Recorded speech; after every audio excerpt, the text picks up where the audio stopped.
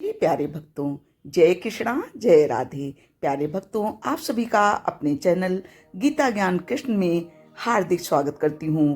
प्यारे भक्तों, परमात्मा ने आपको सबसे अलग बनाया है, इसलिए दूसरों के जैसा बनकर अपनी वास्तविकता को नष्ट मत करो। जीवन कठिन है, लेकिन कभी मत भूलना, कृष्ण सदा सहाय थे। कृष्ण जी हमेशा आपकी सहायता करते हैं और हमेशा करेंगे। जो ठीक लगे वो ही देना प्रभु, हमारा क्या है, हम तो कुछ भी मांग लेते हैं। बोलो जय कृष्णा जय राधे। प्यारे भक्तों, वीडियो में आगे बढ़ने से पहले आप सभी से निवेदन है कि अगर आपको मेरा ये वीडियो पसंद आ रहा है तो प्लीज़ मेरे वीडियो को लाइक करके मित्रों में भी शेयर करें, जिससे कि वो भी लाभान्वित हो सकें और आगे भी श्री कृष्णा जी के, श्री राधे जी के वीडियो देखने के लिए मेरे चैनल को लाल बटन दबाकर सब्सक्राइब करना बिल्कुल भी न भूलिए। इससे आगे आने वीडियो की नोटिफिकेशन आपको टाइम से मिल जाएगी। और अब चलिए वीडियो में आगे बढ़ते हैं। प्यारे भक्तों, श्री कृष्णा जी कहते हैं, कर्म कहता है तुम मुझ पर भरोसा करो, मैं लौट कर जरूर आऊँगा और आपके जीवन में एक ऐसा लाऊंगा समय जरूर कि जब कुछ लोग पछताएंगे कि उन्होंने आपके साथ धोखा और गलत क्यों किया।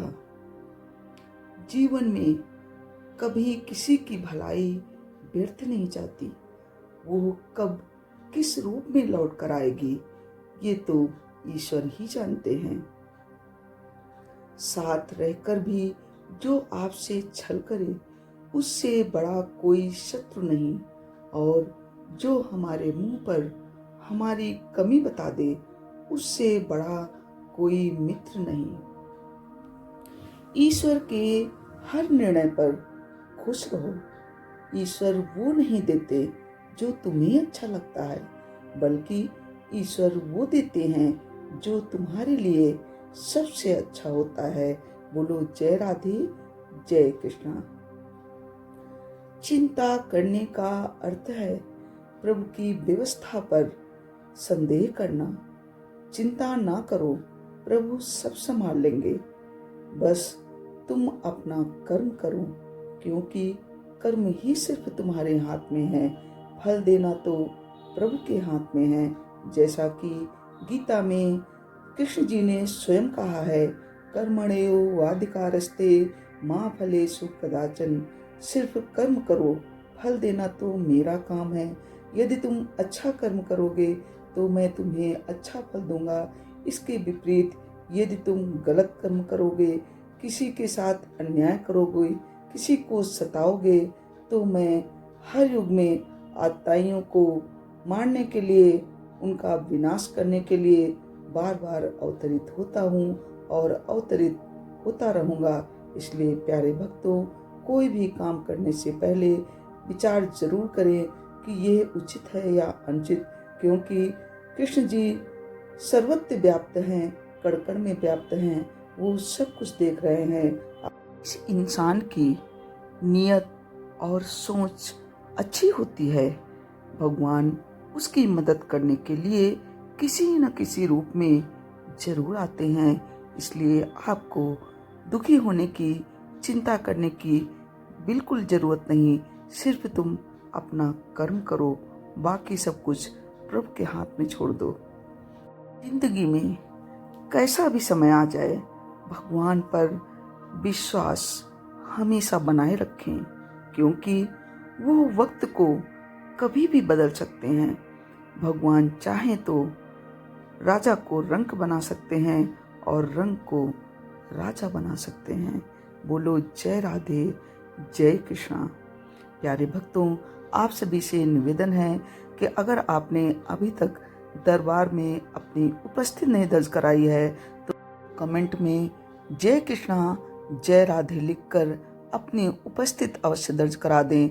इससे प्रभु प्रसन्न होकर आपके ऊपर अपनी कृपा बरसाना शुरू कर देते हैं, और जब पूरी तरह से आप भक्ति में लीन हो जाते हैं प्रभु पर श्रद्धा और विश्वास करने लगते हैं तो प्रभु के साथ आपका बहुत गहरा कनेक्शन बन जाता है और प्रभु आपके दुख दर्द सब कुछ दूर करके आपको मनवांछित फल देना शुरू कर देते हैं। तो प्यारे भक्तों, आप कमेंट में जय राधे जय कृष्णा लिखकर पूरी तरह भक्ति में लीन हो जाइए।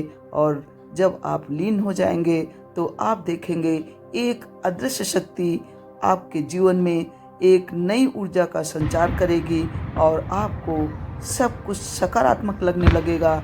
नकारात्मकता आपके जीवन से बिल्कुल दूर हो जाएगी। आपके घर में जब एक धार्मिक माहौल बनता है तो सभी सकारात्मकता से ओतप्रोत हो जाते हैं और सबके चेहरे पर मुस्कान दिखाई देती है, सभी प्रसन्नचित्त दिखाई देते हैं। तो कोशिश करें अपने घर में हर वक्त गीता रामायण की धुन सुनाई पड़नी चाहिए और सभी को आप प्रेरित करें कि वो भगवत गीता में भगवान श्री कृष्ण द्वारा बताए गए वचनों को सुने और अपने जीवन में उनका पालन करें।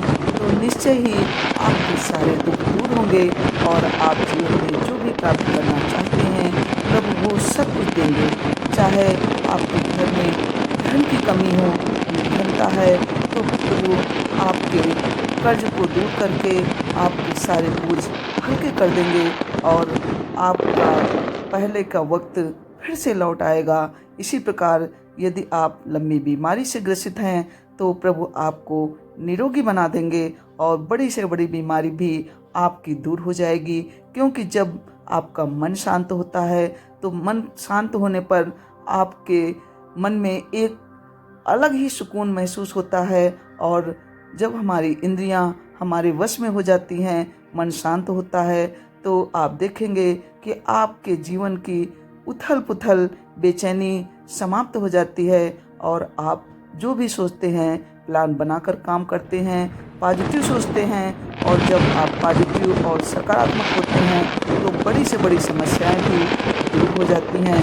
आप जब भी कोई भी आपकी समस्या हो तो उसका आप समाधान बैठकर पहले विचार करें कि ये समस्या कैसे दूर हो सकती है और फिर प्लान बनाकर नियमित आप लगातार उस समस्या पर फोकस करें और जो भी समाधान है उसको आप अनवरत कोशिश करके करते रहें एक के बाद एक। यदि कोई बड़ा प्लान है, बड़ा लक्ष्य है तो आप उसको टुकड़ों में करके थोड़ा थोड़ा समय दीजिए। आपके पास ज़्यादा समय नहीं है, लेकिन अगर आप लगातार समस्या पर फोकस करते हुए और समाधान के उपाय को आप धीरे धीरे करते हैं तो एक दिन वो वक्त ज़रूर आता है जब आपकी समस्या समाप्त हो जाती है। और आपके जीवन में जब समस्या समाप्त हो जाती है तो आप फिर से पॉजिटिव होकर नई प्लानिंग के लिए तैयार होते हैं। आपके जीवन में एक उमंग आ जाती है। आप देखते हैं कि कैसे आपका जीवन और आप फिर से मुस्कुराने गुनगुनाने लगते हैं और ये सब कुछ होता है प्रभु की कृपा होने पर। और प्रभु की कृपा तभी होती है जब आप सच्चे मन से श्री कृष्ण जी पर, श्री राधे जी के ऊपर पूरा विश्वास करके उनके बातों का आप अपने जीवन में अनुशीलन करते हैं, पालन करते हैं। आप श्री कृष्ण जी के भजनों को गुनगुनाइए, चारों तरफ आप श्री कृष्ण जी के मोटिवेशनल बातें आप सभी को बताइए। तो इससे आपके मित्रजन, आपके संबंधी सभी प्रेरित होंगे और आपसे भी ऐसी भक्तिमय बातें करेंगे जिससे कि आपके जीवन में एक नई ऊर्जा का संचार होता रहेगा। तो ये सब हैं जीवन में मोटिवेशनल की बातें जिनसे आप प्रेरित होते हैं और आपका मन शांत होता है। आप जब श्री कृष्ण जी के बातों का अपने जीवन में अनुशीलन करेंगे, पालन करेंगे तो आप इस लोक में तो आनंदित ही होंगे, लेकिन आपको परलोक में भी आनंद की प्राप्ति होगी। श्रीमद् भगवद गीता आज से हजारों वर्ष पूर्व लिखी गई थी, लेकिन इसे साक्षात प्रभु ने अपने मुख से उच्चारित किया था। इसलिए श्रीमद् भगवद गीता के एक एक वचन इतने पावन हैं, इतने पवित्र हैं कि इनको मुख में लाते ही आपके जीवन की समस्याएं समाप्त होनी शुरू हो जाती हैं। यदि आपके पास टाइम नहीं है तो भगवत गीता के वचन आप मोबाइल में ही चलाकर घर के किसी कोने में रख दें और धीरे धीरे आपके कानों में पड़ने दें। आप अपने कामों को करते रहें और श्रीमद् भगवत गीता के वचनों को आप सुनते रहें, तो आप देखेंगे कि कैसे आपका जीवन पहले से बिल्कुल बदल सा गया है। कल तक जहां आप दुखी रहते थे, आपका मन निराश रहता था, समस्याओं को, पीड़ाओं को झेलते झेलते आप इतने निराश हो चुके थे कि आपका जीवन बिल्कुल अवसाद की तरफ जाने लगा था। आपको लगता था कि अब जीवन में कोई उपाय, कोई रास्ता नहीं दिखता है इन समस्याओं से पार निकलने के लिए। कर्ज के बोझ के कारण सभी के चेहरे मुरझा से गए थे परिवार के, लेकिन अब आप देखेंगे कि सभी समस्याओं से आपको निजात मिलती हुई महसूस होने लगेगी, क्योंकि यह जीवन दुख सुख का संगम है। यहाँ पर कभी दुख होता है तो कभी सुख होता है, और संघर्ष का दूसरा नाम ही जीवन है। इसलिए आप कभी भी संघर्ष से घबराइए मत, दुख से कभी भी परेशान मत होइए। आपने देखा है कि रात के बाद सवेरा होता है और सुबह के पश्चात पुनः रात हो जाती है, तो ये क्रम चलता रहता है। इसी प्रकार सुख दुख ये सब अवस्थाएं हैं जो क्षणिक होती हैं। आपको आज दुख महसूस हो रहा है तो कल आपके जीवन में निश्चित ही सुख आने वाला है, और जब आप सुखी हैं तो थोड़े समय के अंतराल में दुख महसूस होना शुरू हो जाता है, कोई ना कोई समस्या आ ही जाती है। तो प्यारे भक्तों, जीवन सुख दुख का संगम है, और सुख दुख सिर्फ महसूस करने की अवस्थाएं होती हैं। यदि जब भी विपरीत स्थितियां आए, जब आपको दुख महसूस होने लगे, तो अपना मनोबल, अपना धैर्य कभी मत खोएं। मनोबल को हमेशा ऊंचा रखिए। कहते हैं मन के हारे हार है, मन के जीते जीत। यदि आप अपना मनोबल ऊंचा रखेंगे तो कितनी भी कठिन परिस्थितियां हों, आप अपनी हिम्मत से डगमगाएंगे नहीं। जब भी कोई ऐसी परिस्थितियां आए तो आप अपने मन को इतना प्रबल, इतना ऊंचा रखिए कि चट्टान की तरह अपने लक्ष्य में आप डटे रहिए और आप अपने मन को नियंत्रण में रखिए। आपने देखा होगा कि दुख आपको तभी महसूस होता है जब हम महसूस करते हैं। आप ये जानिए कि यदि आपको कोई व्यक्ति नहीं मिलता है जिसको आप बहुत प्यार करते हैं, बहुत चाहते हैं, या तो वो मिलता नहीं है या तो आपके जीवन से दूर चला जाता है। और इसी प्रकार कोई वस्तु है जिसे आप बहुत चाहते हैं, बहुत उसकी ओर आकर्षित होते हैं, लेकिन कभी धन के अभाव के कारण आप उसे नहीं ले पाते हैं, और कभी कभी जिसे आपने बड़ी मेहनत से अर्जित किया था, प्राप्त किया था, वो आपसे खो जाती है, नष्ट हो जाती है। लेकिन प्यारे भक्तों, आप ये याद रखिए कि जैसा कि श्री कृष्णा जी ने कहा है कि जितनी भी संसार में चीजें दिख रही हैं सभी नश्वर हैं, एक दिन नष्ट होने वाली हैं। तो प्यारे भक्तों, इन चीजों के लिए ये कैसा क्रोध, कैसा मोह, कैसा लोभ, जो चीजें हमें दिखाई पड़ रही हैं जब वो नष्ट होने वाली हैं, चाहे वो व्यक्ति हो या वस्तु हो, तो इनके लिए आप स्वयं को दुखी क्यों करते हैं? आप एक तरह से अपने दुखों के लिए स्वतः ही जिम्मेदार हैं। जब आप सोच लेते हैं कि हम इस चीज से दुखी होंगे तो दुखी हो जाते हैं। यदि आप इन अवस्थाओं में खुद को नियंत्रित रखिए और ये सोचिए ये सब माया प्रपंच है, माया जाल है, इसमें लिप्त क्यों होते हैं? आपकी कितनी भी बड़ी कोई वस्तु नष्ट हो गई हो, आप उससे कितना भी प्रेम क्यों ना करते हो, लेकिन आप कोशिश करें कि उसमें लिप्त ना हो, उससे दुखी ना हो। ये चीजें हैं, नश्वर हैं, ये आज नहीं तो कल नष्ट तो होनी ही है। आप धैर्य रखिए। आपकी कोई सामान खो गई है या आपको प्राप्त नहीं हुई है तो आप सोचिए, मेहनत करके दोबारा पैसा कमा के फिर से खरीद लेंगे। कोई व्यक्ति जो आपके जीवन से चला गया है तो आप ये जानिए कि जैसा कि श्री कृष्णा जी ने कहा है कि आत्मा कभी नहीं मरती, सिर्फ एक शरीर छोड़कर दूसरे शरीर में प्रवेश कर जाती है। तो अमुक व्यक्ति जो आपके जीवन से चला गया है उसकी मृत्यु नहीं हुई है, वो तो पवित्र आत्मा अमर है, शाश्वत है और सिर्फ वो एक शरीर छोड़कर दूसरे शरीर में प्रवेश कर गई है। तो आप उसकी आत्मा के लिए आप प्रभु से कहिए कि प्रभु अमुक आत्मा को आप शांति देना, सुकून देना। उनके लिए आप प्रार्थना करिए, भगवान से प्रे करिए, लेकिन आप अपने अमूल्य शरीर को नष्ट मत कीजिए, आप अपने आप को दुखी मत कीजिए, क्योंकि आपका ये शरीर बहुत ही अनमोल है। ये 84 करोड़ योनियों के पश्चात आपको प्राप्त हुआ है। प्यारे भक्तों, आप हमेशा कोशिश करें, चेहरे पर एक मंद मधुर मुस्कान रखिए। आप जब हंसेंगे तो आपके जीवन में एक सकारात्मकता आती है, आपके शरीर में ऑक्सीजन का संचार होता है और जब आपके शरीर में ऑक्सीजन पहुंचती है तो बड़ी सी बड़ी बीमारियां भी दूर होना शुरू हो जाती हैं। और चेहरे पर जब मुस्कान रखेंगे तो आपको सभी हंसाने की कोशिश करेंगे। आपने जीवन में अभी तक महसूस किया होगा कि आपके आंसुओं को देखने वाला कोई नहीं है, सिर्फ सिवा भगवान कृष्णा जी के। तो इसलिए आप जब भी दुखी हो तो कोई भी आपके जो भी इष्ट देव हैं उनकी शरण में जाइए, उनकी स्तुति कीजिए, पूजा कीजिए, वंदना कीजिए और अपनी समस्या प्रभु को बताइए।